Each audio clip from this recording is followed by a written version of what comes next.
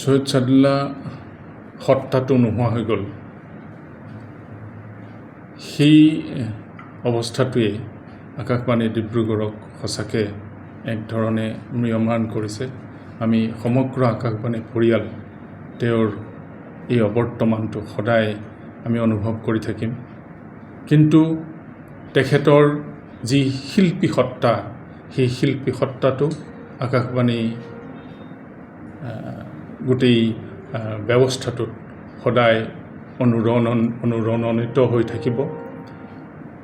তেওঁ সদায় আমাৰ শিল্পী সত্তাটোৰ সৈতে আমাক অনুপ্ৰাণিত কৰি থাকিব, আমাৰ মাজত জীয়াই থাকিব। শেহতীয়াকৈ সৈয়দ ছাদুল্লাহ যেতিয়া অসুস্থ হৈ পৰিছিল, তাৰ পিছত সেই অৱস্থাটো তেখেতে আমাৰ সৈতে অনবৰতে মত বিনিময় কৰি থাকিছিল, আমাক পৰামৰ্শ দি থাকিছিল। আমি অনুষ্ঠানবোৰ কি ধৰণে পৰিকল্পনা কৰিব পাৰোঁ, কেনেধৰণে আমি পৰিচালনা কৰিব লাগে, এই ধৰণৰ পৰামৰ্শ আৰু বাট আমাক সদায় দেখুৱাই থাকিছিল। তেওঁৰ এটা সপোন আছিল, তেওঁ কৈছিল যে এই অসুস্থতা তেওঁ যদি সুস্থ হৈ আহিয়ে তেওঁ এখন নাটক কৰিব, এখন নাটকৰ প্লট এটা তেওঁ ইতিমধ্যে আমাৰ সৈতে কথা পাতিছিল আৰু সেই নাটকখন তেওঁ আকাশবাণীৰ জৰিয়তে ৰাইজৰ মাজত প্ৰচাৰ কৰাৰ বৰ আগ্ৰহ প্ৰকাশ কৰিছিল। আমি উৎকণ্ঠাৰে ৰৈ আছিলোঁ, তেওঁ সোনকালে আহক, আহি আমি নাটকখন একেলগে কৰিম।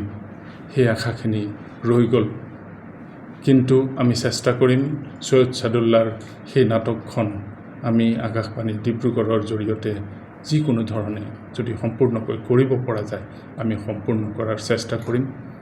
তেওঁ য'তেই আছে কুশলে থাকক, তেখেতৰ আত্মা আমাৰ মাজত সদায় থাকিব, তেখেতৰ শিল্পী সত্তাই আমাক সদায় অনুপ্ৰাণিত কৰি থাকিব। আকাশবাণী ডিব্ৰুগড় সৈয়দ ছাদুল্লাহক লৈ সদায় গৌৰৱ কৰে, আমি সদায় গৌৰৱ কৰিয়েই থাকিম।